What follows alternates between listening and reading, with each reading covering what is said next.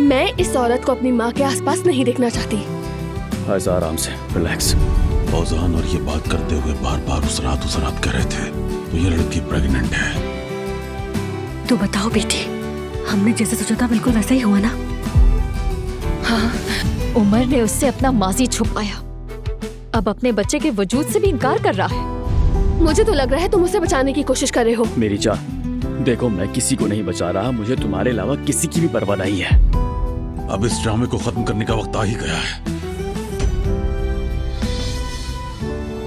काश के इनके बाबा भी यहाँ पर मौजूद होते और आज ये खुशी का दिन देख सकते। बॉस मेरा कोई बच्चा नहीं है। मेरा पीछा छोड़ दो, वरना तुम्हारा अंजाम बहुत बुरा होगा, याद रखना।